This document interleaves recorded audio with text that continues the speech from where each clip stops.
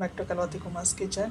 Coffee tea ಸಂಜೆ time ಒಂದು snacks ಆಗಿ ನಾನು ಪೇಪರ್ ಅವಲಕ್ಕಿ ಯೂಸ್ ಮಾಡಿಕೊಂಡು ಒಂದು ಅವಲಕ್ಕಿ ಒಗ್ಗರಣೆ ಅಥವಾ ಚೂಡ ಮಾಡ್ತಾಯಿದ್ದೀನಿ. ಸುಮಾರು ಒಂದು 1/4 kg ಆದಷ್ಟು ನಾನು ಪೇಪರ್ ಅವಲಕ್ಕಿ ತೊಗೊಂಡಿದ್ದೀನಿ. ನೋಡಿದ್ದು ಆದಷ್ಟು ನಾವು ಪೇಪರ್ ಅವಲಕ್ಕಿ ತಂದಾಗ ಸ್ವಲ್ಪ ಜಡಿ ಹಿಡಿದು ಕ್ಲೀನ್ ಮಾಡ್ಕೊಬೇಕಾಗುತ್ತೆ, ತುಂಬ ಡಸ್ಟ್ ಇರುತ್ತೆ. ಮತ್ತು ಒಂದು 2ರಿಂದ 3 ಅವರ್ ನಾನು ಬಿಸಿಲಲ್ಲಿ ಒಣಗಿಸಿಟ್ಟಿದ್ದೀನಿ. ನೀವು ಬಿಸಿಲಲ್ಲಿ ಒಣಗಿಸಿಲ್ಲ ಅಂದ್ರೂ ಸ್ವಲ್ಪ ಬಿಸಿ ಮಾಡ್ಕೊಬೋದು. ಬಿಸಿಲಲ್ಲಿ ಆದಷ್ಟು ನಾವು ಕವರಲ್ಲಿ ಇರೋದು ಸ್ವಲ್ಪ ಮೆತ್ತಗಿರುತ್ತೆ, ಅದರಿಂದ ನೋಡಿ ಸ್ವಲ್ಪ ಬಿಸಿಲಲ್ಲಿ ಒಣಗಿಸೋಷ್ಟು ಸ್ವಲ್ಪ ಅದು ಕ್ರಿಸ್ಪಿನೆಸ್ ಬರುತ್ತೆ. ಸುಮಾರು ಒಂದು 1/4 kg ಆಗೋಷ್ಟು ಪೇಪರ್ ಅವಲಕ್ಕಿ. ಈ ಒಗ್ಗರಣೆಗೆ ಬೇಕಾಗಿರೋ ಸಾಮಗ್ರಿ ಬಂತು ಒಂದು ಅರ್ಧ ಕಪ್ ಆಗೋಷ್ಟು ಕಡಲೆಕಾಯಿ ಬೀಜ, 1/4 ಕಪ್ ಆಗೋಷ್ಟು ಪುಟಾಣಿ ಅಥವಾ ಹುರ್ಗಡ್ಲೆ, 1 ಸ್ಪೂನ್ ಆಗೋಷ್ಟು ನಾನು ಉಪ್ಪು ತೊಗೊಂಡಿದ್ದೀನಿ, 1 ಸ್ಪೂನ್ ಖಾರದ ಪುಡಿ. ನಾನು ಹಸಿಮೆಣ್ಸಿನ್ಕಾಯಿ ಯೂಸ್ ಮಾಡ್ತಾಯಿಲ್ಲ, ಖಾರದ ಪುಡಿ ಯೂಸ್ ಮಾಡ್ತಾಯಿದ್ದೀನಿ. 1-2 ಸ್ಪೂನ್ ನಾನು ಒಣ ದ್ರಾಕ್ಷಿ ತೊಗೊಂಡಿದ್ದೀನಿ, 1 ಮುಷ್ಟಿ ಆಗೋಷ್ಟು ಕರ್ಬೇವಿನ ಸೊಪ್ಪು ಮತ್ತು ಸಕ್ಕರೆ ಪುಡಿ 1 ಸ್ಪೂನ್ ಇದೆ. ಮತ್ತು ಒಂದು ಅರ್ಧ ಕಪ್ ಆಗೋಷ್ಟು ಒಣ ಕೊಬ್ಬರಿನ ಸ್ವಲ್ಪ ರಫಾಗಿ ಕಟ್ ಮಾಡಿ ಇಟ್ಕೊಂಡಿದ್ದೀನಿ. ಮತ್ತು ಒಂದು ಅರ್ಧ ಕಪ್ ಆಗೋಷ್ಟು ಎಣ್ಣೆ ಬೇಕಾಗುತ್ತೆ, ನಾವೆಲ್ಲ ಡೀಪ್ ಫ್ರೈ ಮಾಡೋದ್ರಿಂದ. ಸ್ವಲ್ಪ ಇಂಗು ಮತ್ತು ಸ್ವಲ್ಪ ಅರಿಶಿನ ಬೇಕಾಗುತ್ತೆ, ಸ್ವಲ್ಪ ಸಾಸಿವೆ ಮತ್ತು ಒಣಮೆಣ್ಸಿನ್ಕಾಯಿ ಯೂಸ್ ಮಾಡ್ತಾಯಿದ್ದೀನಿ. ಈಗ ಮೊದಲಿಗೆ ಹೇಗೆ ಮಾಡೋದಂತ ನೋಡೋಣ. ಫ್ರೆಂಡ್ಸ್, ಮೊದಲಿಗೆ ನಾವು ಪೇಪರ್ ಅವಲಕ್ಕಿನ ಸ್ವಲ್ಪ ನಾವು ಬಿಸಿ ಮಾಡ್ಕೊಬೇಕಾಗುತ್ತೆ. ನಾವು ಯಾವ ಇದರಲ್ಲಿ ಬಾಣಲೆನಲ್ಲಿ ಹಾಕ್ಕೊಂಡ್ರೆ ಅಂತ ಅದಕ್ಕೆ ನಾವು ಹಾಕ್ಕೊಂಡು ಸ್ವಲ್ಪ ಬಿಸಿ ಮಾಡ್ಕೊಳ್ಳೋಣ. ಆದಷ್ಟು ನಾನು ಬಿಸಿಲಲ್ಲಿ ಸ್ವಲ್ಪ ಒಣಗಿಸಿರೋದ್ರಿಂದ ಸ್ವಲ್ಪ ನಾನು ಬಿಸಿ ಮಾಡ್ಕೊತೀನಿ. 1-2ರಿಂದ 3 ನಿಮಿಷ ನಾವು ಬಿಸಿ ಮಾಡಿಕೊಂಡ್ರೆ ನಮಗೆ ಸಾಕಾಗುತ್ತೆ.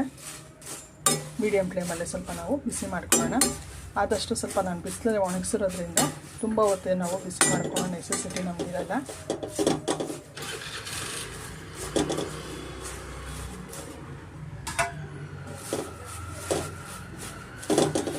ಈ ಥರ ನಾವು ಸ್ವಲ್ಪ ಮೀಡಿಯಮ್ ಫ್ಲೇಮಲ್ಲಿ ಸ್ವಲ್ಪ ನಾವು ಈ ಥರ ಮಿಕ್ಸ್ ಮಾಡ್ಕೊತಾ ಇರಬೇಕಾಗುತ್ತೆ. ಸ್ವಲ್ಪ ಕ್ರಿಸ್ಪಿನೆಸ್ ಬರೋದಕ್ಕೋಸ್ಕರ ಅಷ್ಟೇ. 1-2ರಿಂದ 3 ನಿಮಿಷ ಆದರೆ ನಮಗೆ ಸಾಕಾಗುತ್ತೆ. ನೋಡಿ ಫ್ರೆಂಡ್ಸ್, ಆಗಿದೆ. 1-2 ನಿಮಿಷ ನಾವು ಹುರ್ಕೊಂಡ್ರೆ ಸಾಕು. ನೋಡಿ ಸ್ವಲ್ಪ ಬಿಸಿ ಆದರೆ ನಮಗೆ ಆ ಕ್ರಿಂಚಿನೆಸ್ ನೋಡಿ ಸೌಂಡ್ ಈ ಥರ ಬರಬೇಕು, ಅಲ್ಲಿವರೆಗೂ ನಾವು ಸ್ವಲ್ಪ ಬಿಸಿ ಮಾಡಿಕೊಂಡ್ರೆ ಸಾಕು.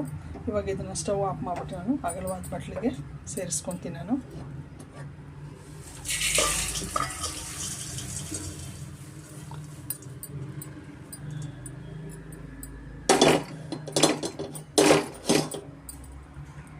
ನಾನೊಂದು ಅಗಲವಾದ ಬಟ್ಲಿಗೆ ಸೇರಿಸ್ಕೊಂಡಿದ್ದೀನಿ. ನೋಡಿ ಎಷ್ಟು ಬಿಸಿ ಮಾಡಿಕೊಂಡ್ರೆ ನಮಗೆ ಸಾಕಾಗುತ್ತೆ. ಇವಾಗ ಇದೇ ಬಾಣಲಿಗೆ ಎಣ್ಣೆ ಸೇರಿಸ್ಕೊಂಡು ನಾವು ಕಡಲೆ ಬೀಜ ಮತ್ತು ಕೊಬ್ಬರಿ ಪ್ರತಿಯೊಂದು ನಾವು ಎಣ್ಣೆಯಲ್ಲಿ ಡೀಪ್ ಫ್ರೈ ಮಾಡ್ಕೊಬೇಕಾಗುತ್ತೆ. ಎಣ್ಣೆ ಚೆನ್ನಾಗಿ ಕಾದಿದೆ. ಇವಾಗ ನಾವು ಅರ್ಧ ಕಪ್ ಆಗೋಷ್ಟು ಕಡಲೆಕಾಯಿ ಬೀಜನ ಚೆನ್ನಾಗಿ ಫ್ರೈ ಮಾಡ್ಕೊಬೇಕಾಗುತ್ತೆ. ನಾವು ಹೊರಗಡೆ ಎಲ್ಲ ಟ್ರಿಪ್ ಹೋದಾಗ ಆರಾಮಾಗಿ ನಾವು ಈ ಥರ ಮಾಡಿಕೊಂಡು ತೊಗೊಂಡೋಗ್ಬೋದು.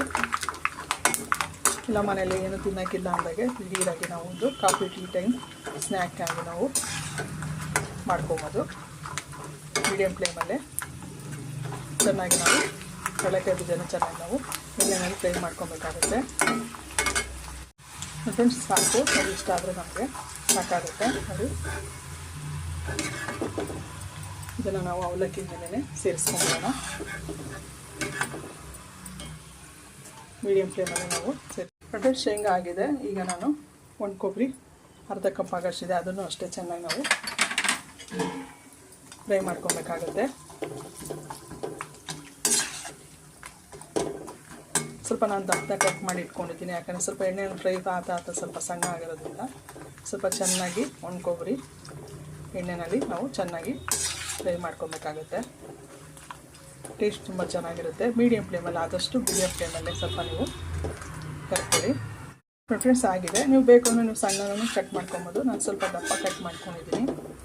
ಇದನ್ನು ಅಷ್ಟೇ ನಾವು ಶೇಂಗಾ ಇದಕ್ಕೆ ಸೇರಿಸ್ಕೊಂಬಿಡೋಣ.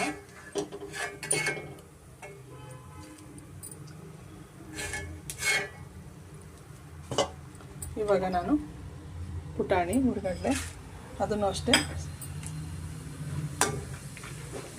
ಫ್ರೈ ಮಾಡ್ಕೊಂಡು ನೋಡಿ ಫ್ರೆಂಡ್ಸ್, ಇಷ್ಟ ಆದರೆ ನಮಗೆ ಸಾಕು. ಇದನ್ನು ನಾವು ಅವಲಕ್ಕಿಗೆ ಸೇರಿಸ್ಕೋಣ. ಎಲ್ಲ ಪಟ್ಟ ಆಗೋಗ್ಬಿಡುತ್ತೆ.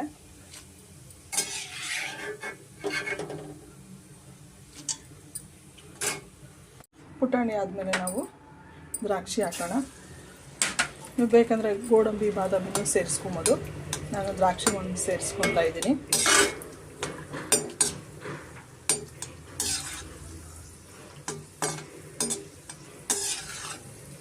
ಈ ಥರ ಬಬಲ್ಸ್ ಬಂದಮೇಲೆ ನಾವು ನೀಟಾಗಿ ದ್ರಾಕ್ಷಿ ಇಷ್ಟ ಆದರೆ ನಮಗೆ ಸಾಕಾಗುತ್ತೆ.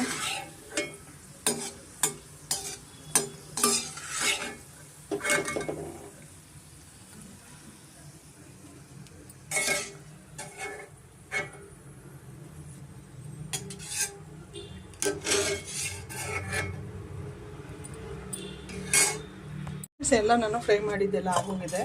ಕಡಲೆಕಾಯಿ ಬೀಜ ಮತ್ತು ಹುರ್ಗಡ್ಲೆ, ಕೊಬ್ಬರಿ ಮತ್ತು ದ್ರಾಕ್ಷಿ ನಾನು ಎಣ್ಣೆನಲ್ಲಿ ಫ್ರೈ ಮಾಡಿಟ್ಕೊಂಡಿದ್ದೀನಿ. ನಾನು ಎಣ್ಣೆ ಸ್ವಲ್ಪ ತೆಗೆದಿದ್ದೀನಿ. ನಾನು ಒಂದು 3 ರಿಂದ 4 ಸ್ಪೂನ್ ಆಗೋಷ್ಟು ಮಾತ್ರ ನಾನು ತೊಗೊಂಡಿದ್ದೀನಿ. ಇವಾಗ ಇದಕ್ಕೆ ನಾನು ಸಾಸಿವೆ ಸೇರಿಸ್ಕೊತಾ ಇದ್ದೀನಿ. ಮತ್ತು ಬಾಡಿಗೆ ಮೆಣಸಿನ್ಕಾಯಿ ಒಂದು 4 ರಿಂದ 5 ಇದೆ. ಮತ್ತು ಸ್ವಲ್ಪ ಕರಿಬೇವು ಒಂದು ಮುಷ್ಟಿ ತೊಗೊಂಡಿದ್ದೀನಿ ನಾನು.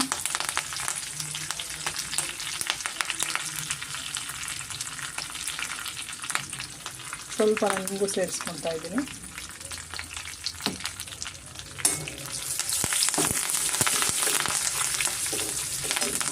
ಒಗ್ಗರಣೆಗೆ ಚೆನ್ನಾಗಿರುತ್ತೆ.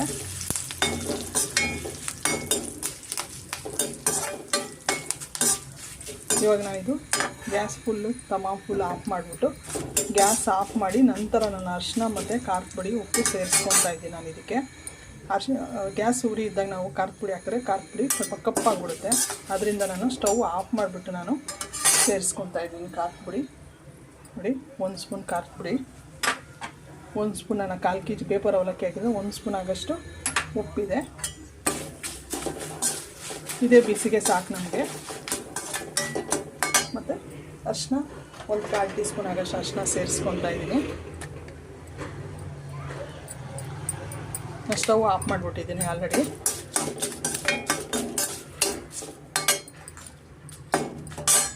ಒಗ್ಗರಣೆ ಮಾಡ್ಕೊಂಡಿದ್ದೀರಲ್ಲ, ಖಾರದ ಪುಡಿ, ಧನಿಯಾ ಮತ್ತು ಸಾಸಿವೆ, ಒಣಮೆಣಸಿನ್ಕಾಯಿ, ಕರಿಬೇವು ಇಷ್ಟನ್ನು ನಾವು ಪೇಪರ್ ಅವಲಕ್ಕಿ ಒಗ್ಗರಣೆಗೆ ಸೇರಿಸ್ಕೊಳ್ಳೋಣ. ಒಂದು 4 ಸ್ಪೂನ್ ಆಗೋಷ್ಟು ನಮಗೆ ಎಣ್ಣೆ ಹಿಡಿತದೆ.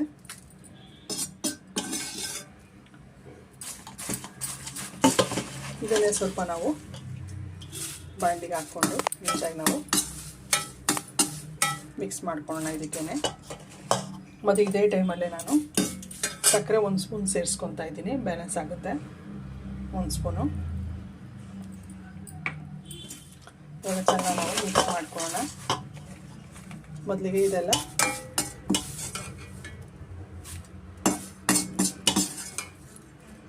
ಸೇರಿಸ್ಕೊಂಡು ನೀಟಾಗಿ ನಾವು ಮಿಕ್ಸ್ ಮಾಡ್ಕೊಬೇಕಾಗುತ್ತೆ. ನೋಡಿ, ನೀಟಾಗಿ ನಾವು ಮಿಕ್ಸ್ ಮಾಡ್ಕೊಳ್ಳೋಣ. ಕೆಳಗಡೆಯಿಂದ ಮೇಲವರೆಗೂ ನೀಟಾಗಿ.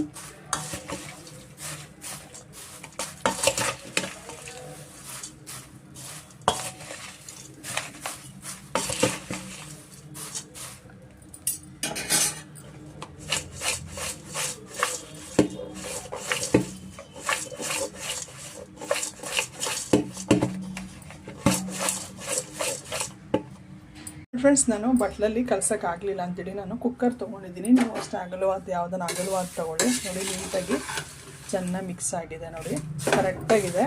1/4 kg ಪೇಪರ್ ಅವಲಕ್ಕಿಗೆ 1 ಸ್ಪೂನ್ ಉಪ್ಪು ಮತ್ತು 1 ಸ್ಪೂನ್ ಖಾರದ ಪುಡಿ ಕರೆಕ್ಟಾಗಿರುತ್ತೆ. ನೀವು ಶೇಂಗಾ, ಕೊಬ್ಬರಿ, ಕಡಲೆಕಾಯಿ ಪಪ್ಪ ಎಲ್ಲ ಇನ್ನೂ ಜಾಸ್ತಿ ಬೇಕಾದ್ರೆ ನೀವು ಸೇರಿಸ್ಕೊಬೋದು. ಬೇಕಾದ್ರೆ ಗೋಡಂಬಿ, ಬಾದಾಮಿನೂ ಸೇರಿಸ್ಕೊಬೋದು. ನಿಮ್ಗೆ ಏನು ಇಷ್ಟ ಆಗುತ್ತೆ ಅದು ಹೆಚ್ಚಾಗಿ ಬೆಳೆಸ್ಕೊಬೋದು. ನೋಡಿ, ಆರಾಮಾಗಿ ಈಸಿಯಾಗಿ ನಾವು ಎಲ್ಲೇನು ಟ್ರಾವೆಲಿಂಗ್ ಮಾಡೋದ್ನಾಗ ಈ ಥರ ಒಂದು ಸ್ನ್ಯಾಕ್ಸು ಆರಾಮಾಗಿ ತೊಗೊಂಡು ಹೋಗ್ಬೋದು. ನೀವು ಒಂದ್ಸತಿ ಟ್ರೈ ಮಾಡಿ. ಇದು ಫುಲ್ ಕಂಪ್ಲೀಟಾಗಿ ಆರಿದ ಮೇಲೆ ನಾವು ಪ್ಯಾಕ್ ಮಾಡಿ ಇಟ್ಕೊಂಡ್ರೆ, ಇಲ್ಲಿ ಏರ್ ಕಂಟೈನರ್ ಬಾಕ್ಸಲ್ಲಿ ಇಟ್ಕೊಂಡ್ರೆ 1 ತಿಂಗಳವರೆಗೂ ನಾವು ಸಂಜೆ ಕಾಫಿ ಟೀ ಜೊತೆ ನಾವು ಆರಾಮಾಗಿ ತಿನ್ಕೊಬೋದು. ತಿನ್ನೋಕ್ಕೂ ತುಂಬ ಚೆನ್ನಾಗಿರುತ್ತೆ. ಲೈಟ್ ಫುಡ್ಡು ಮತ್ತು ಟೇಸ್ಟಿಯಾಗಿರುತ್ತೆ. ನೀವು ಒಂದ್ಸತಿ ಟ್ರೈ ಮಾಡಿ ಹೇಗಿತ್ತು ಅಂತ ಕಮೆಂಟ್ ಮಾಡಿ ತಿಳಿಸಿ. ನಿಮ್ಗೆ ಇಷ್ಟ ಆದ ಲೈಕ್ ಮಾಡಿ, ಶೇರ್ ಮಾಡಿ, ಸಬ್ಸ್ಕ್ರೈಬ್ ಮಾಡಿ ಫ್ರೆಂಡ್. ಸಿಂಪಲ್ಲಾಗಿ ಈಸಿಯಾಗಿರೋ ಒಂದು ಪೇಪರ್ ಅವಲಕ್ಕಿ ಚೂಡ ಅಥವಾ ಒಗ್ಗರಣೆ ರೆಡಿಯಾಗಿದೆ. Thank you.